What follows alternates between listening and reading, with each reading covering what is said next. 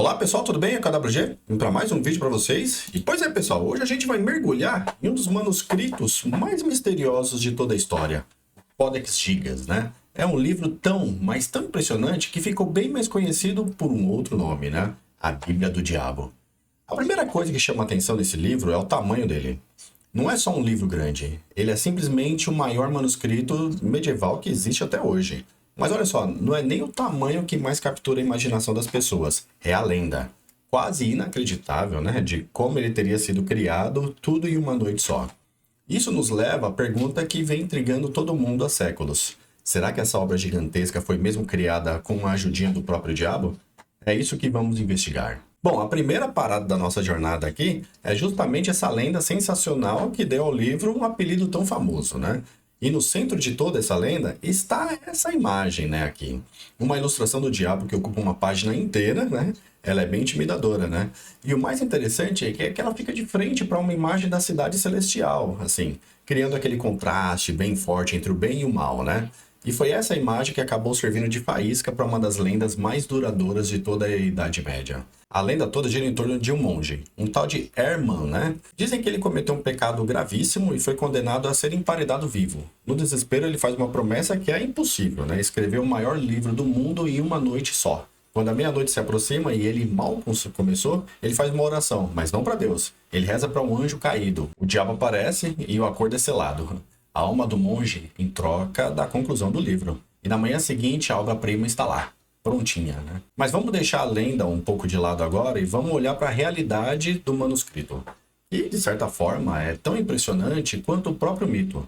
Para começar, o peso, né? 75 quilos. Pensa só, isso é mais pesado que um adulto de estatura média. Precisa de pelo menos 2 pessoas para conseguir levantar, né? E tem mais, né? Quase 1 metro de altura. Então já dá para imaginar, né, um livro desse no colo, né? Impossível, né?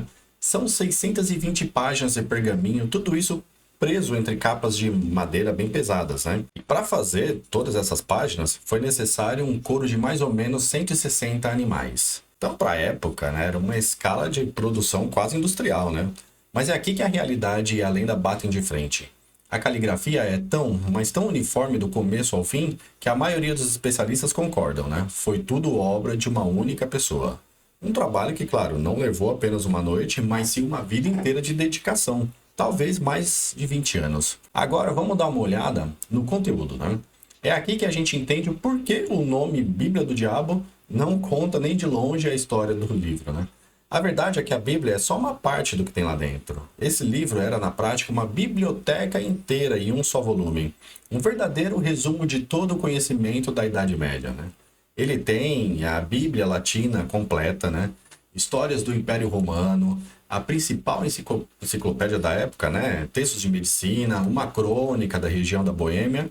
E sim, né? Até feitiços e fórmulas, né? Mágicas, né? Era basicamente a internet daquela época. Um dos textos médicos que está lá dentro começa com aquela citação famosa de Hipócrates. A arte é longa, a vida é breve.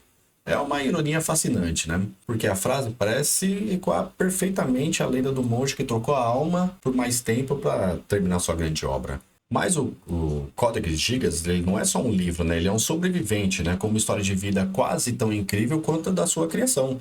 Vamos acompanhar essa jornada aqui. Ele foi criado lá por volta de 1230, né? Na Boêmia.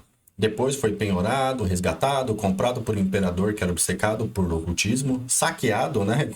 Por suecos em 1648. E em 1697, ele foi jogado de uma janela para escapar de um incêndio no castelo. O fato dele ter sobrevivido a tudo isso já é um milagre por si só, né? Beleza, agora que a gente tem todo esse contexto, vamos voltar para a lenda, né? E tentar conectar os pontos. A lenda, muito provavelmente, nasceu de um mal-entendido. O nome Hermanos Inclusos talvez não significasse emparedados vivos como castigo, mas sim recluso, né? Um monge que se isolou por vontade própria para se dedicar a um trabalho sagrado. E a ideia da noite sobrenatural, né? Talvez fosse o único jeito que as pessoas da época conseguiam entender uma façanha tão monumental assim. Além disso, a história se encaixa como uma luva numa tradição muito popular de contos medievais sobre pactos faustianos. A ideia de trocar a alma por conhecimento era um tema bem comum, o que torna a lenda do Codex Gigas um produto do seu tempo, né, e não um evento histórico isolado. Isso tudo nos deixa com uma pergunta final. O que é mais incrível?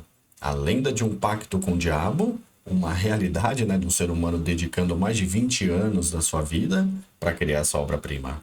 Então a resposta, talvez, diga mais sobre o que a gente valoriza do que sobre o livro em si. Nos vemos no próximo vídeo. Um abraço a todos e tchau, tchau!